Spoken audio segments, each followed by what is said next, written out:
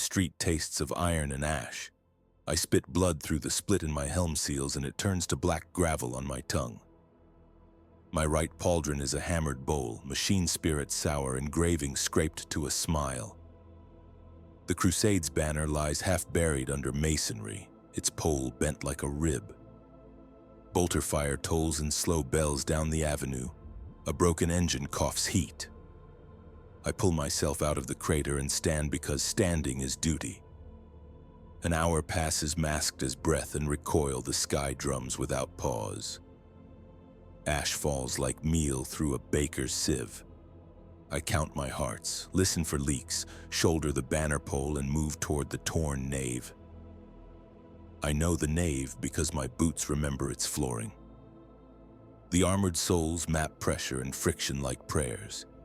I have ripped across it twice already today and once last night, fire in both hands. Brothers roaring at my flanks, our voices narrow arrows through chaos. Now I enter alone. Devotional images stare with eyes scratched white, their mouths flayed down to wood. Pews are a tangle in the nave as if a giant infant kicked his toys. I take 3 strides between broken benches and stop when the auspex churs a hungry note. Movement, left transept, heavy mass, fractal edges. I kneel into the angle of a collapsed column and sight down the bolter's iron. There is a smell like vinegar and old copper. The thing that has the smell moves wrong, half sketched by smoke. I see it in pieces, a leg braced backwards, a joint too far out from the core, a slick of shimmer skin that refuses the light. I let the trigger bite 3 times. The recoil is a familiar handshake. My right hand remembers brother's grips too, and the pressure codes we taught each other in storm barges and cargo holds that sounded like rain. 3 rounds go where I aim, the thing's head opens in a bouquet the color of oil. The smell gets worse. I stand, pick a path with my boots and step on a man's arm I had not seen under splinters. The arm twitches greedily, seizing at my greave. The hand wears a ring cut from the rim of a shell. I do not remove it. I do not step again on that hand. The vox is a wound in my ear. Names, fragments, the punctuation of swearing, the howl of a machine in death. The channel is a long corridor with doors blown from the hinges and voices yelling into the storm. I keep it open. The dead speak as often as the living on the vox, but I listen. A survivor is a membrane stretched over noise. He must listen until he hears a shape inside it. I hear a name I know, Kelvar. Brother Kelvar's name is paper-thin, frayed by distance. I cross the nave, shoulder-scraping columns as tall as habitat stacks. A marble saint's toe snaps off under my weight. I kick aside a candelabrum with a flower of fresh fire burning on it. There is a liturgy I could speak for, stepping into a sanctum with a weapon raised, and I bite the words back because words are breath and I need breath to move. The transept yawns on my left like a throat. I taste the air. There is char, human fat, propellant residue, the citrus sour of coolant, the remembered musk of Thunderhawk's interior resin. My olfactories recall places as dogs do, anchoring me to anything that was once a scent and is now gone. Kelvar again, closer now. My vox repeats him because I bind it to repeat. Brother, brother, brother. I turn through a confetti of votive slips and their handwritten pleas become my own for a beat as they slap my visor. The transept is open to the sky. Columns lie like felled trees. Kelvin-cooled rain falls in fat drops and takes smoke down with it. In the rain, I see Brother Kelvar's helm. I do not see his body at first because rubble ate it. When I drag him free by the gorget, his torso comes with me like a drowned thing, shoulders stuck, hips lost beneath. Kelvar is a quarter alive. His left lung breathes because it is sovereign and decides to. His right lung is red paper. His lineman's ear funnels my voice even if his outer hearing is gone. I squat, locking my knees, raising his helm to visor my own. He sees me, registers. In the blue ghost within his visor hood, his eyes flash across me, touch my ruined pauldron, my bent banner pole, the black paste at the edge of my mouth. He gurgles an insult and a benediction in one sound. I take his hand. We squeeze. He squeezes twice, I squeeze back once. He tries for 3 and cannot. By the wound, he says. I nod.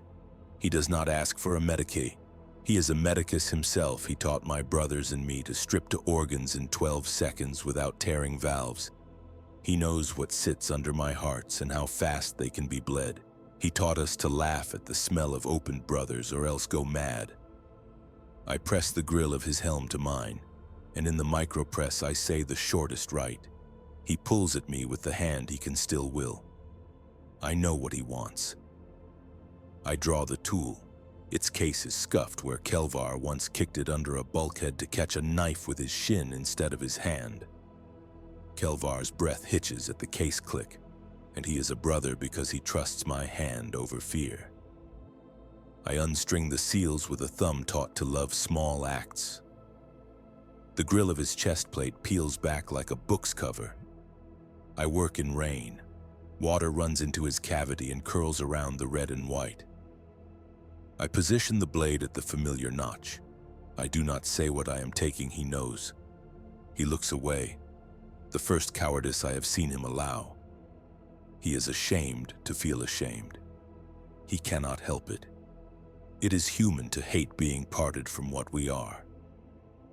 We are taught not to think of what sits in that socket as a person. But Kelvar taught us in low light that everything we retrieve is a seed. You wet it in mercy or you grind it in fear. I am mercy. I am a hand. The blade slides in, rain slides in. Brother Kelvar grips my wrist until it cracks my gauntlet. And that is good. It means I will carry his pressure into other hands. When it is done, we clasp a tube with a skin of mesh between us like a shared organ. I seal him as best I can, smear the flamegull and ignite the seam so rot will not make a godless house of him. His sound turns empty. I set the sealed canister in its padded crib at my belt, above my right hip where I keep what matters. Kelvar breathes until his face goes soft. His eyes glance at the sky the way a child looks for rain under a roof. I see the glance leave him. I lay him straight in the crushed confessions. My body knows to strip his rounds, his grenades, his tool roll, then stops itself because we are not scavengers here. We are brothers. I take his purity seal because the paper would turn to sludge otherwise. I slap it onto my dented pauldron.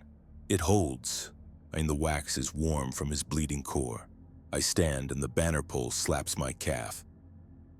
I look down and say, not aloud, not a flag, a spear. It makes my steps wider. I clip its end to the harness ring at my waist. It drags a line in gray paste behind me that reads like a sentence I cannot yet speak. The vox coughs again.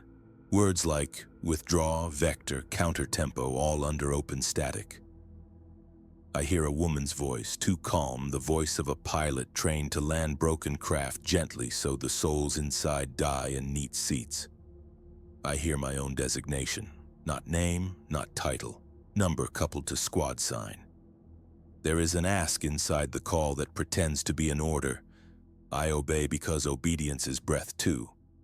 I obey because I have hands. The street beyond the nave is lower than the floor by a man's height. I drop. I feel the impact travel through my armor and into the small of my back where the bones remember flight harnesses and their bruising kisses.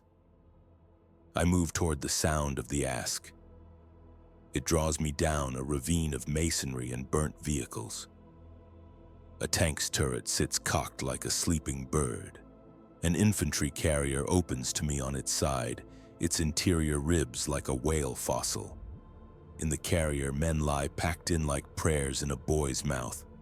One is still alive. His eyes set on me and relax. It is terrible how men relax when they see me. He tries to get up. I lift him by his webbing and set him on his feet. His boot soles leave the floor reluctantly, glued by blood. He shakes. His lips move around someone's name, maybe mine, though he does not know it. I slap a binding to his thigh, not looking where the hole is or what leaks.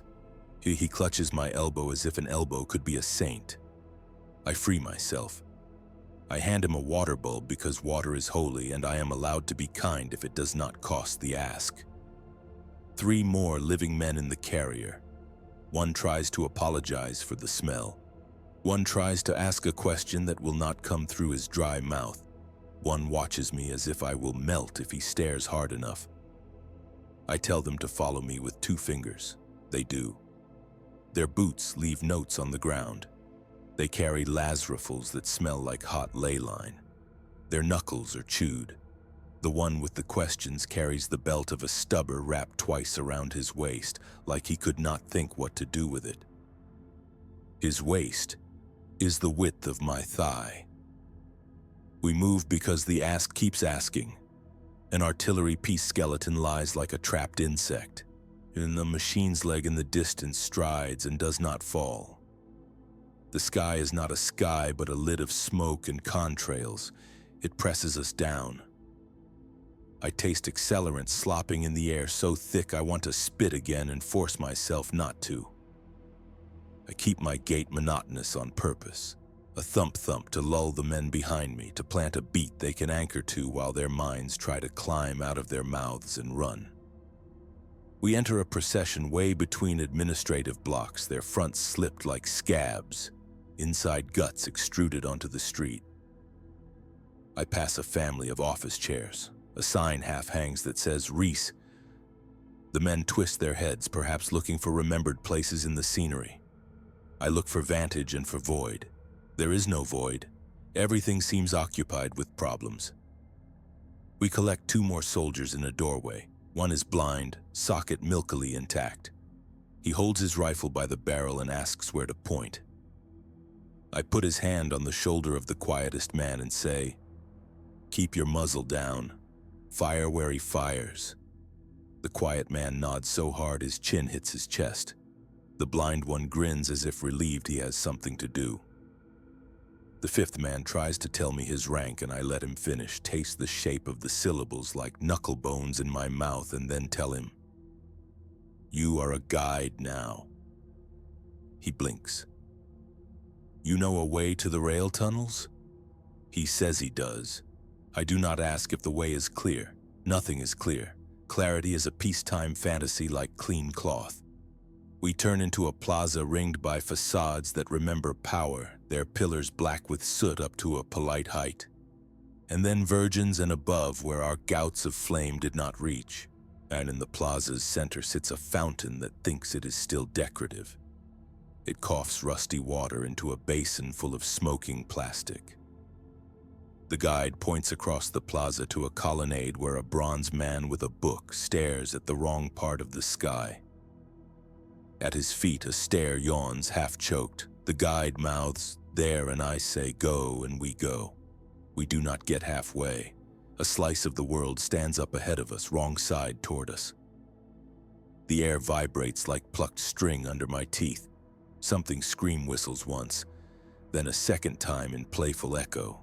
The edge of the slice sprouts limbs that are not limbs. The men stop because men always stop at new shapes. I keep moving because I have seen too much to stop at anything but an end. I plant my boot on a low step, set my shoulder, and shoot. The bolter is a law. The shape buckles. A series of childlike voices pip-pip-pip from within it. And then a second shape claps out of a shadow to our right, breaking from the wall as if the wall birthed it shyly. I shoot that too. Grenades bounce off pillar stone. Fragment kisses my neck where the gorget peeled in the last fall. I taste my own blood and there is comfort in it. It is a signature I know. The blind man laughs once when his muzzle thuds into the quiet man's shoulder he calls a sorry, and the quiet man calls a note-at-all. We form a wedge by instinct and good luck gores a path to the stairs. The fountain laughs and spits its guts in our backs. The guide runs like he has been given back a childhood he squandered. Two of the men die in the run between the fountain and the bronze man's toes. One falls face first with arms out in comic exasperation, and my brain, baffled, tries to put him back up like a toy. The other spins like a turnstile and is gone before his boots decide to fall. I do not look to see what took them, because if I see it, I will have to understand its angles, and we have too few of those left. We manage the stairs. I am last, which is to say I am the door. A shape slides down the stairwell wall on slow friction like greed. I slam it with my shoulder and it farts glass and runs away up and over me. A tongue like a strap hits my cheek and smears something like hair gel under my eye. I step into the smear and grind. The smell is amusement. The stairs go down into a lobby of pillars, dim, smelling of wet dust and copper coins. I hear a train that will never come. The tiles under our feet are arranged into arrows to point men in suits toward platforms, and our boots point us toward survival instead. The guide makes a little sound like gratitude to the tiles for agreeing. We huddle by a shutter jammed halfway down. Rusty scalloped teeth wait to chew a cart. The quiet man slides under first, then the blind man with help. I slide in last, pushing with my calves and feeling the shutter's slider teeth kiss the scratches on my pauldron. Inside the dark, I hear water and something else, a deep humming you can only hear if you learned machines on long voyages. I learned machines in the space between hearing a brother breathe and hearing him stop. We catch our breathing. The guide points into the dark and whispers something about a maintenance way. I nod and flick my helm lamps low, no higher than a cat's eye. The beams lick the edges of old posters. A woman smiles with a child I will not think about, and I never had a face to imagine as a child's, thank the Jenna chains for that. One of the men coughs and coughs again. He says sorry. He turns it into a laugh and then into a breath. A war changes laughs into other things. My Vox scratches a new channel alive, an override that makes the old channel mute out of respect. A woman's voice again, not a pilot now, but something colder. The bone of an order where once there was a muscle. She speaks coordinates. She speaks a name I do not recognize. She says consolidate. Secondalia assets. Port 1011. If your boots kiss dirt, you are not coming home. She does not sound cruel, merely accurate. Accuracy is a cure on some days and a wound on others. I look to the men. They are under my arms, under my guns, in my shadow. None of them have boots that do not already kiss dirt. A home for them was a barracks that may no longer have walls. One of them rubs the scruff on his chin with the web of his thumb like a man shaving with memory. I say, we go anyway. I do not know if we can, but the words come, and they do the job of moving legs. We walk, steps cratered by weight. The rail tracks glitter with dew. In the tunnel, the sound of the city becomes itself, a subsonic argument between heat and stone. We pass things that were once packages. We pass an officer's saber with its owner's name pickled off by acid.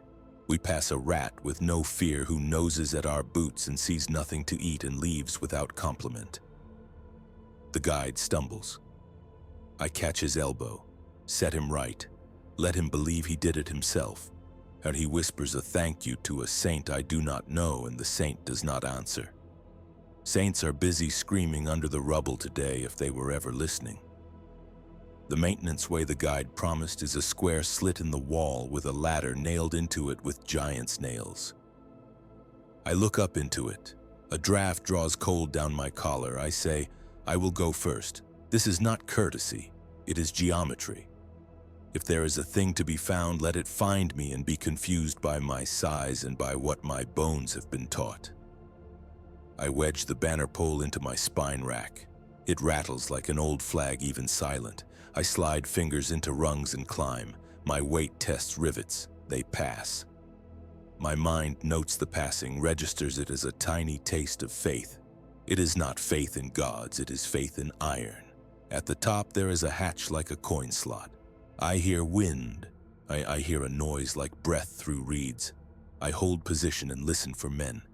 I hear something rawer than men, like an engine too long holding back from acceleration, ready to scream.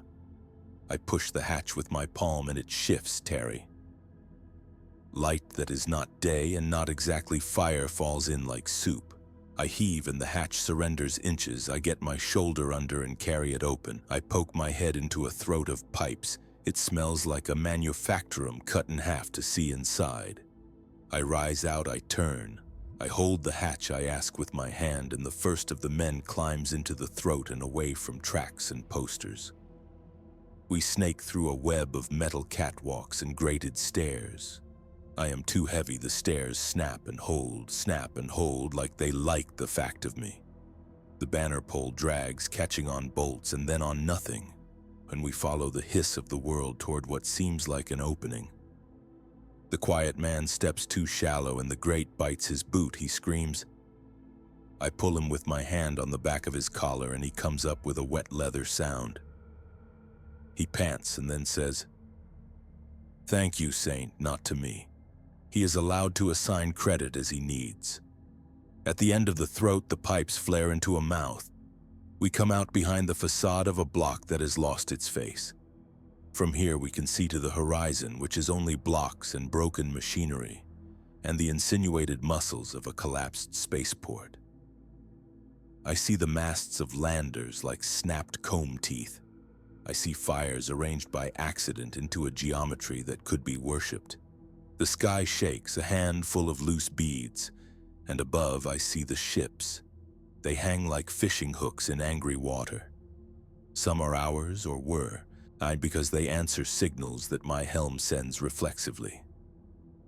Some are someone else's or no one's, a scrap of hunger-given iron.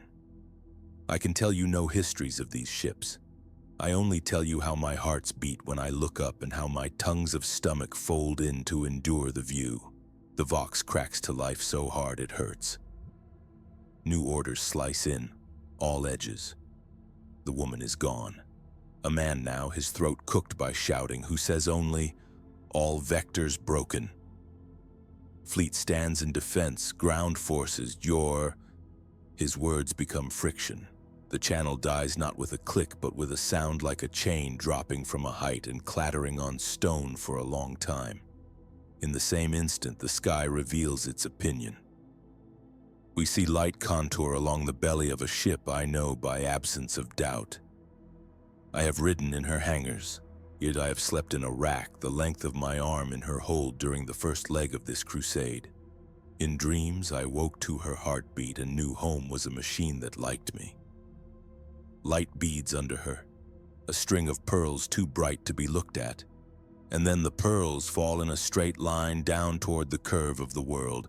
At first, I think they aim beyond us into the ocean or the desert. Then I understand the scale wrong.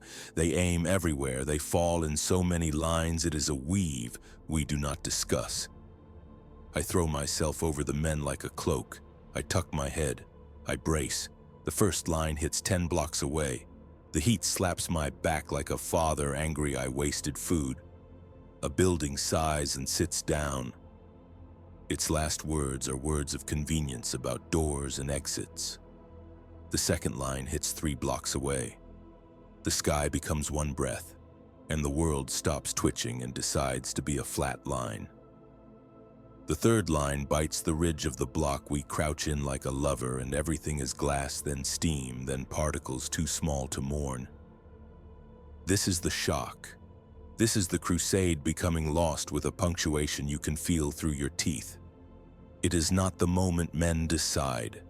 It is the moment bright math decides, the clean arithmetic of tonnage, energy, radius.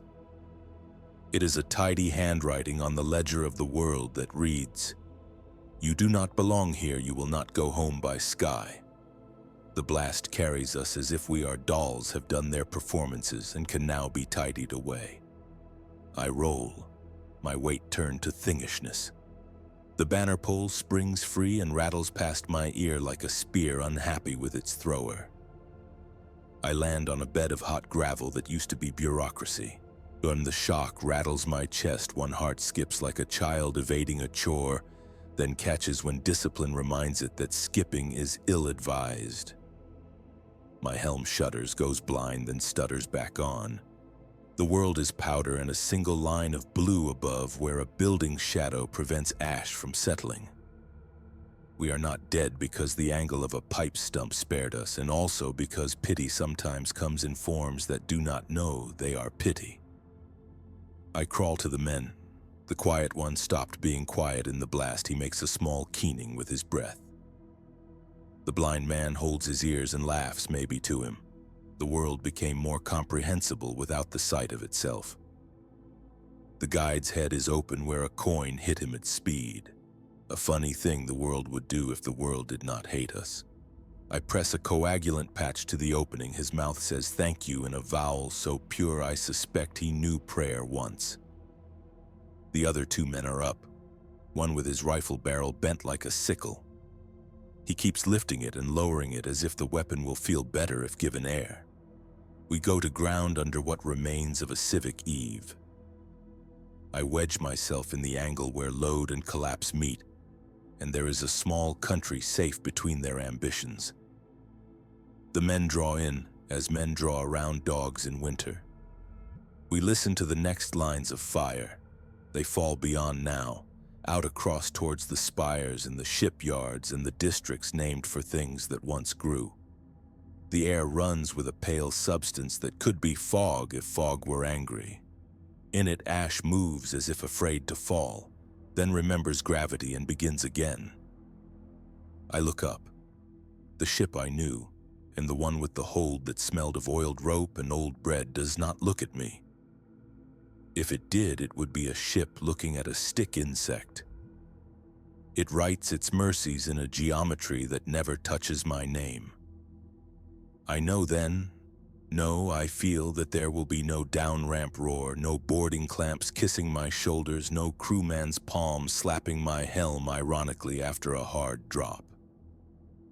The crusade leaves its bones behind to build something else I will not see.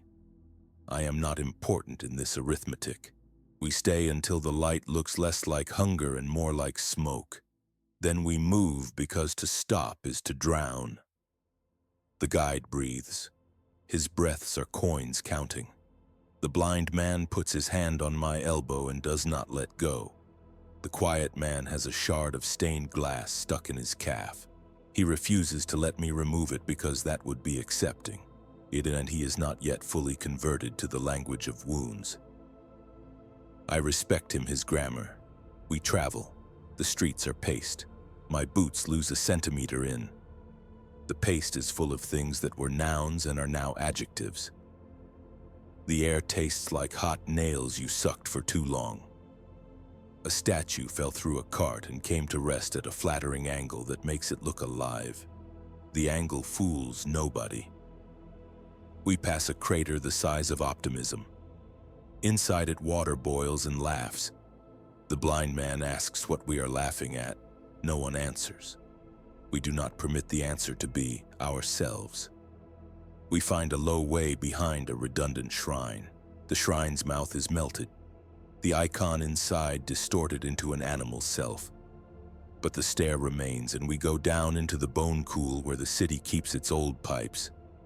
Here, at least, the air does not score the throat as badly.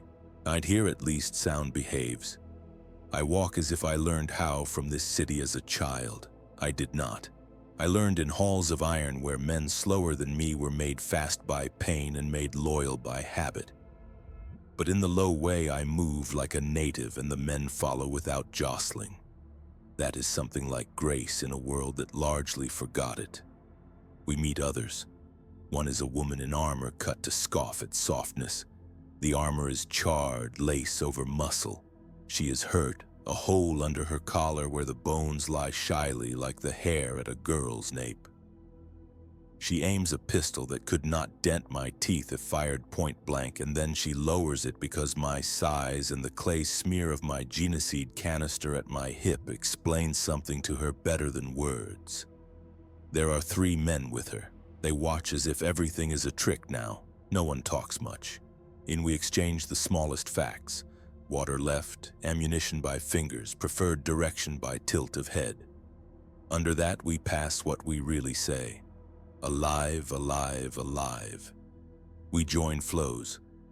Where two flows meet, there is always a curl of confusion that can be exploited by things that hunt.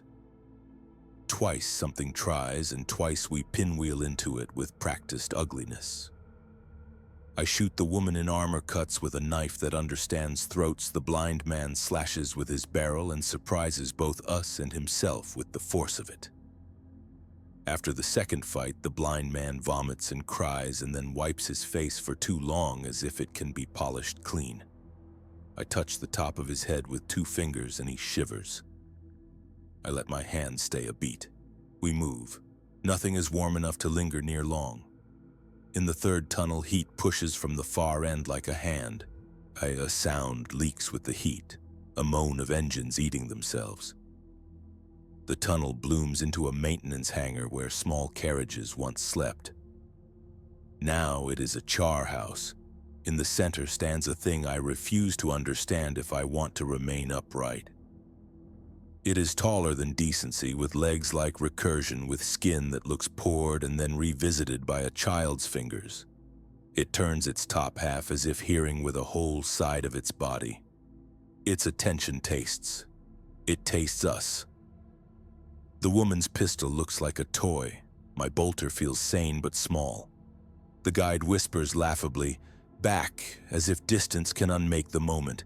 Then without theater, the thing moves. I am fast, taught by a lifetime of triggers and drills and corrections shouted into my ear until my dreams flinched. And the thing is faster because its joints do not care about angles that make men comfortable. It comes low. I roll left into pressure, feel heat, fire blind by pattern. A child's choir is trapped in its skin when you hurt it. They accuse you when you damage a limb. A boy's voice asks you your name to make you flinch with manners. I do not tell it. The woman goes high where I went low. She bites into a seam. She has not enough weight to stop it. It throws her. She hits a pillar and folds like laundry. I do not check if she breathes. Duty is a triage no one approves of. My thigh catches teeth. Inside the greave, flesh separates from purpose. My geninerves call for sedative. The suit gives me a drip for a child and no more. That will have to do. I plant my boot in the grate, shoot up into the mouth of wrong, and the wrong peels back like a fruit with white threaded meat. It flings out an arm and hits the blind man. The blind man's neck snaps with a pop that sounds deliberate. He falls in cartoon neatness. I love him fiercely then because he died without learning what shape killed him. That is a better death than knowing too much. I run forward, not retreat, not this time. I run because forward is where the seam moved. The guide yells a syllable that might mean stop, might mean go, might just be all the vowels he has left. I go anyway. The bolt rounds sledge and tear. Shards of thing hit my shin and burn there like temporary tattoos. I put my shoulder in. The world shrinks to the square my helm shows me and to the small breath that tastes like my own mouth. When I reach the place my eyes have lied to and said you can reach it if you try, the thing opens its center and shows me that there was never a heart there. Only more wanting, so much wanting that it recedes forever. I put the last grenade of Brother Kelvar into that wanting. I say the one-word prayer Kelvar taught that needs no God. I pull, we go apart. Noise goes upward and outward, heat convulses backward. The hangar ceiling turns into confetti that has no party to attend. After I smell garlic. It is someone's bowels. We count without counting. Of the survivors we just met, only the woman stands bent. She nods and touches the hole under her collar with a finger, surprised to find herself feeling. The guide blinks from his one open side and says, "Did we?" And I say, "Yes," without saying what we did. The quiet man has a new color to him, and he is now a man with glass in his leg and a memory of something he will not be able to match with any image. That will sit inside him and talk at night. He will handle it if given time. Time is at a premium. The tunnel beyond the hangar slopes deeper. "It will lead," the woman says with her head, "to the old freight spurs under the port." My helm maps what it can. The port above is no longer a place. But below there may be old doors never removed because a man forgot to budget for it. Forgotten is a protection today. We march a while. There is less to see now, more to feel. The air tightens, my hearing stretches like drumskin, the pump in my chest counsings. I inventory without shame. Rounds, fewer than I like. Grenades, 1, the number you count on one finger you have to look at. Water, enough for boys, none for me, but I do not dehydrate as they do. My organs learn deserts in a lab. Blood on both legs, inside my left boot bright. Pain, an old song with a new verse, bearable because it is my own voice. The woman slows. Her breath dices. I point her to the wall. She leans, her eyes go glassy. She nods me past like a relay runner. I want to carry her because weight is obedience. But I do not, because pride is a species that also deserves to live. Instead, I give her the banner pole. She looks at it like a child given an heirloom to hold while the adults go into another room to argue. She plants it and it hums. She stands straighter. She belongs to its line. I move on. We pass a mural of a sun in a tunnel where suns do not go. Children drew it with finger paints, and the paints dried and dust covered them with a film like sleep. My helm lamp wakes 2 of the children's handprints, small flowers under grit. For a breath, I remember the pressure of Brother Kelvar's hand as he squeezed me 3 and I could only squeeze 1. My fingers tense, the canister at my hip knocks my thigh like a child reminding. I rearrange myself and keep going. The guide breathes coins. The quiet man bites his lip until it blisters. The woman behind me drags, then strides, then drags again, each step its own sermon. When we reach the freight spur doors, they are indeed half forgotten. Rust steals words from them, they are chained. Someone years ago made it neat, put the chain through a big lock and painted the lock red to make it presentable. I appreciate this tidiness as a dead man might appreciate being laid out with hands folded. I do not ask for a key. I am the key. I crouch, set the bolter under my arm, wrap my gauntlets around the lock like it is a man's head, and I pull until my suit whines and my bones sing. The chain gives like old gum. The sound is shockingly intimate. The men startle and then laugh because the sound is embarrassing, as if we peeled something too far under clothes. We tug the doors. They go 3 inches, not enough. The woman and I put shoulders to them, and then the quiet man adds his shoulder, and then the guide. The guide is mostly water and hope he still helps.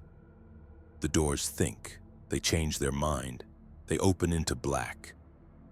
Inside there are freights, old cars that smell like mouse.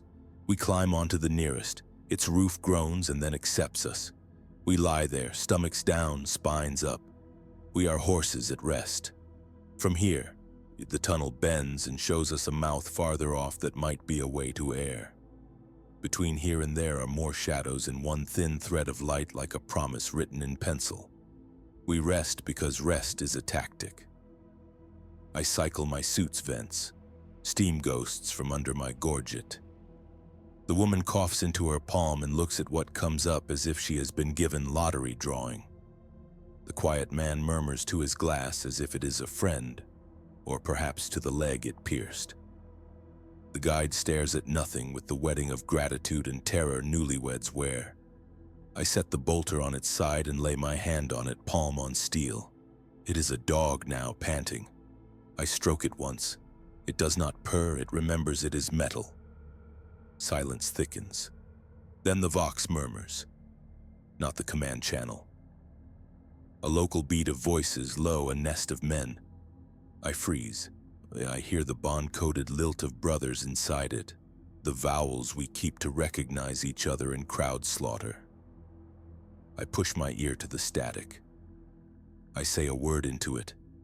The word is our sign when we carry the relic that is not a relic, because relics matter only how they are carried. The lex echoes. A voice clicks with shock. I say it again, and the voice resolves into a man I sat watch with overspent ammunition, laughing at a joke told in a language we had to teach ourselves. He says my squad sign, he says alive, and laughs as if the word is a misplaced tool we go to them. It is nothing like heroics, it is root-finding with hope bleeding out its heel. We cross the distance between cars and crawling sites. We inch toward the thin thread of light. We find a jam and then a nook and then a pocket of hallway where heat and smoke decided they could not be friends and left a gap. In this pocket, 3 brothers stand like statues who grew tired of being admired. Their armor is rewelded shame. One holds a broken helm. One holds nothing because his hands are glued by clot. One turns his head as I turn mine, and we know each other not by eyes which are hidden and wry, but by gait and breach of air. We come together as engineers come to a pressure gauge, to read each other and to bleed. Words are few. We brush gauntlets. We touch helms like boxers. The one with the glued hands kisses the top of my helm. It is ridiculous and perfect. He sees the canister at my hip and nods, slow, respectful as a farmer seeing seed. He shows me his. He has 3. He says nothing, and we extend our harness lines to each other. We tie and knot and clip. The men watch. They think they watch gods. They watch men made inconvenient to kill. The brothers carry loss like furniture you cannot maneuver downstairs. They speak, I hear. Command degraded, our captain seen entering the canted spire, no voice since denial from orbit, the word for leave couched as the word for survive. We patch together a plan like rags. Go to an underport ingress where steel will hold. Wait for night or whatever passes for night under a sky like an industrial accident. Ride a river of people or of sewage or of defeated animals until someone else becomes more interesting to hunt. Then cut sideways to the old pilgrim docks. We take on men we can carry without breaking the seal of our purpose. Some we do not take, and we nod at them as I nodded to Brother Kelvar when I helped him die his tidy death. They nod back. They may die. I do not say sorry, I do not say anything. I put my hand on one head, the head of a boy so thin he could be a string. He bats it away because he has not learned to accept a saint's palm. He is right to bat it away. Saints should be ridiculed. Moving as a bigger body changes the geometry. The tunnel now is a vein with plaques. We shove. Shock waves come from overhead like the ship above us decided to knead the city into bread. My bones stack for impact. I smell burnt cable. The guide sings under his breath, not songs but counts. Not counts but memory devices. 1 door we went through, 2 turns left, 3 stairs down, 4 machines awake. He keeps this going, a catechism of place to hold fright away. I recite an answer in my throat that has no words because it is a hum taught in the cradle we shared in the hold long ago. The brothers hear it and take it up. Lo, a machine starting. The men hear and think we are praying. We are not. We are aligning oscillators. We come to an intersection where the slime writes a history, something with pressed slimed feet passed here dragging something like a sled. The sled leaked and then stopped leaking. The sled was a man or a box with something bright in it. We argue with our hands for seconds. We go the other way. We do not have the men left to retrieve curiosities. Those days ended when the light fell like hair shorn. We find the ingress by smell. Cold water doing noble work down in deep channels holds type of clean I love. I smell iron in its breath and algae's shy ghost, and something like old rope. The door to the catwalk is half submerged. The river chides the threshold and moves on, democratic. We step through into knee-depth flow. The cold is a language my suit speaks with relief. The man with the glass in his calf gasps in ecstasy. then pain. The woman dips the banner pole into the water and squeegees ash from it with her hand, an act so domestic I could weep if I had not mined my tear ducts years ago to pay for other organs. We walk in water. We are lower now than authority. Above, an imagination writes violence. Below, we carry seeds. I adjust the canister at my hip until it sits just right. My hands find the place that is both weight and comfort. The water nips. Fish nibble, though there are none. I think of Brother Kelvar's breath in my ear. For 4 steps I am not a warrior, not a saint, not a tool. I am a man with a belt and hips and a load to carry, and that is the whole truth of me. Step 5, I am again the other thing. That is how it must be. The river bends. The tunnel opens into a low dome where flood days tide boats up. Boats hang still, moss-deckered. I count them without meaning to. The quiet man touches one and it answers with a thud of memory. We hear voices from up a stair. They sing in the way of people tired enough to forget they are audible. The language is mine, but with units wrong. Prayers to saints I do not know. We move into dark. The brothers raise palms. The men hush. A lantern appears and with it faces. There are more survivors than I thought possible. 50 maybe, or 90, or some number that means full. They crouch like eggs in straw, each in a mental oval. They rearrange to make a corridor for us and stare. They want to be chosen. I do not choose. I cannot. The woman puts the banner pole down and the cloth unfurls 2 handspans in the damp and droops, and the people react in a gutter's gasp of awe that I hate because it feeds me and I do not want to be fed. My brother with the glued hands lifts them. He shows what stuck him. He smiles like a child with jam.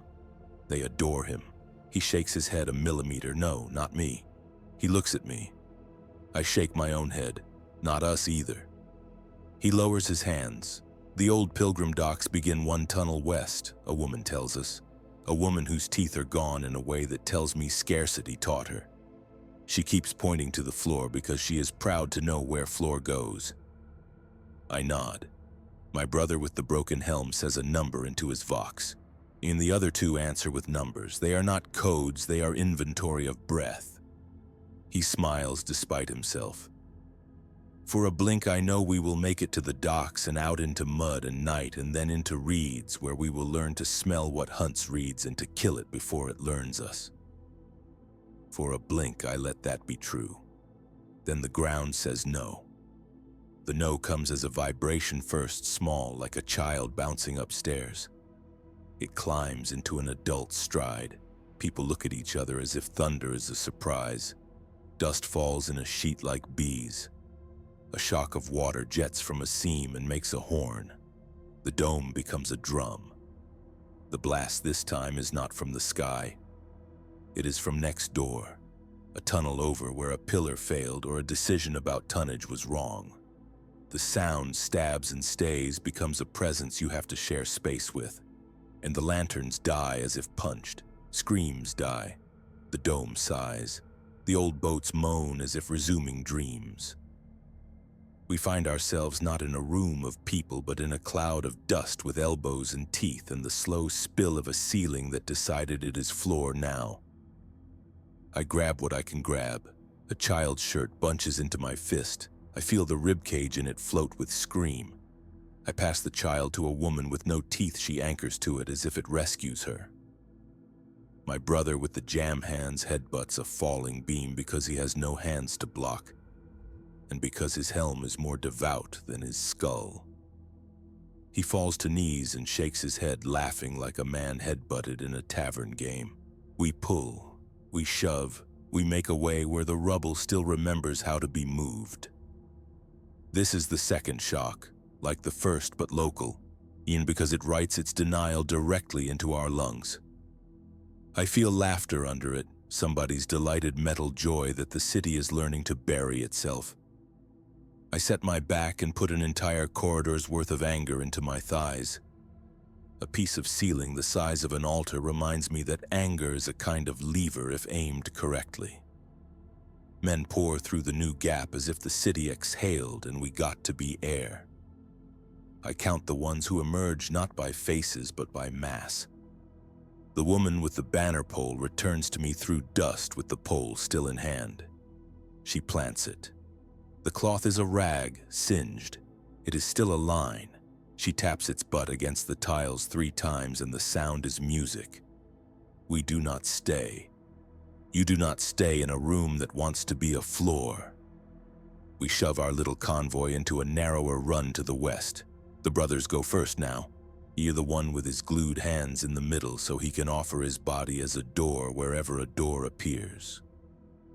We rattle. We scream in whispers. Our boots make a new catechism. The old docks are there. They are slick with habit. They offer ramps chewed by rats and by men in sections where men become rats. My hearts lift and then behave when told. The air has the taste of weed and old rain. The mouth of the tunnel to outside is frisked by wind. In it we taste the heat of a world thrown at itself and the colder bite of black spaces where nothing has yet decided to happen. We gather. We inventory faces and hunger and the number of hands that can still carry weight. The woman with no teeth and the woman with armor exchange a smile that does not need teeth to be a smile. The brothers do a small thing with their hands that means until, and the men adjust straps and remind their rifles that they are rifles and not luggage. The boy I touched before looks at me as if he is ready to assign me a name. I shake my head. Do not. He laughs because refusing made him brave. I let him have that strength. I put my hand on the rim of the old dock and its chill says go. The ramp up into reeds is narrow. It allows 1 brother, then 1 man, then 1 woman, then 1 child. It is democratic in its grudges. I take rear again. An animal cries outside, unfamiliar. My filters taste metal less, soil more. My canister knocks my bone. I touch it. It is warm as blood wants to be. Brother Kelvar huffs in my memory. I move. I plant the banner pole behind me for the woman to use as a climbing stick. I hear in the wind a low voice that could be sea or fire. Ada and I pick sea because we need one now and cannot accept the other. The line proceeds. The guide goes up, coin breath shallow now, hand on rope. The quiet man goes, glass clicking, breath an essay on will. The woman with armor pauses to retch and spits pink. She wipes her mouth and pretends she drank wine. I stand. Above ground night is a bruise. The grass has memory of fire but is not currently on fire. The sky is a dish full of ash. A ship still writes on it, far off, busy making an argument. The city is a black lung that still exhales. The reeds hiss in private gossip. In them small eyes watch, fearless as fleas. The world is not empty. It is in every inch, painfully occupied. One of my brothers halts half up the ramp. He tilts his head the way you tilt it to let a fly out of your ear. He says a thin word, and the word means nothing on its own. Inside our lex it means we are looked at in a way we must respect. We freeze. The men obey before understanding why, because our stillness is a louder order than any bark. The pause breeds other sounds, feet in water off to the right, light but patterned. The men hold breath as if lungfuls can be stored. We do not present ourselves. We present the reed, the mud, the stink of our own oils. Face me after what we did, dare if you like. A shape pads from the black sideways, shoulder level with an infant's head. It sniffs. It considers hierarchy. It decides we are too much now and will be less later. It leaves. My calves ache from asking them to be stone. The breath the line releases is a train leaving. We keep moving. The docks behind us settle with the city's futility. The reeds ahead accept our shins, and the slime finger paints our greaves with merit. The sky does nothing helpful. That is its right. I whisper into my vox to the brothers that I will hold rear and then later go forward. We rotate without show. They grunt assent. The woman with the banner pole drops it once and snatches it in mid-clatter, whispering sorry to an idea. The boy with my refused blessing trips. I catch the back of his neck and steer him right. He does not thank me. That is best. We come to a place where the reeds part as if something stubborn wore a path here by refusing to be discouraged. An old boardwalk chews the marsh. We step on it. It moans. Men behind avert eyes as if they could help by averting them. The woman with armor steps lightly now as if her bones learned melody. The guide tastes air and says a word. Salt. It is new in his mouth. He grins with all the teeth he has left. I grin behind my grill and my helm registers the grunt and tells me I am alive. Our plan ends where the marsh kisses old stone and delivers us to a culvert that opens into a scav camp older than this crusade. We heard rumor of it in barrack jokes told with the cruelty of men with certainty. Now we see its tin charms and its dangling lines and the little flags children drew animals on. We enter like animals do, cautious and confident, ready to take a slap or a handout with the same dignity. The people inside are not afraid as they should be. They are too practiced at fear. They step back and allow us to exist. I suspect they have seen men in my shape before and learned diplomacy. A woman with braided hair and a knife kept for show asks us nothing, and only hands water to the oldest and to the youngest and bows a degree to the brothers. She looks at me and does not blink. I look at her and nod the smallest. Good world-weaving, yes. We do not invade. We move through as if we will not be here again.